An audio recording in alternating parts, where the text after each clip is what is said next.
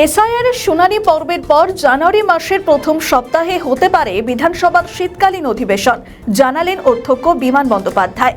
প্রতি বছর flower show হয়, সবাইকে আমন্ত্রণ জানানো হয়েছে। অনেক বিধায়করা ছিলেন, সাধারণ মানুষ ছিলেন, অংশগ্রহণকারীরা উপস্থিত হয়েছেন। ওনারা কেন এলেন না জানি না।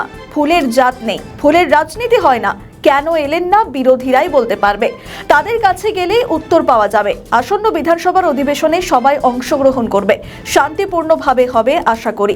নতুন বছরের শুভেচ্ছা, সরকার বিরোধী দল সকলকে শুভেচ্ছা। আর কি জানালেন অধ্যক্ষ, শোনাবো আপনাদের। এটা আমার জানুয়ারি মাসে এই বছরে হওয়ার সম্ভাবনা কম। জানুয়ারি মাসের প্রথম সপ্তাহে এখন আমি ডেট পাইনি, আর সরকারি কি বিজনেস হয় সেটার উপর ডিপেন্ড করবে। আপনারা করেন যে বিরোধী দলনেতা কিন্তু দেখতে পাচ্ছি না।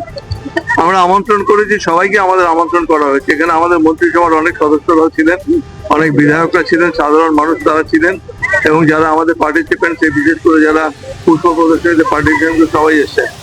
আমি জানি না ওরা কেন এলেন না। ফুল তো সবার জন্য, ফুলের তো আর জাত নেই, ফুলের কোনো রাজনীতিও নেই। কেন এলেন না তারাই বলতে পারবেন।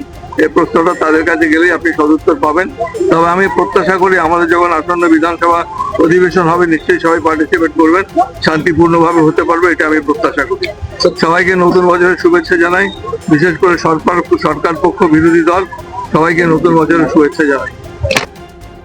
আমাদের ভিডিও ভালো লাগলে লাইক ও শেয়ার করুন, কমেন্ট সেকশনে আপনাদের মতামত জানান।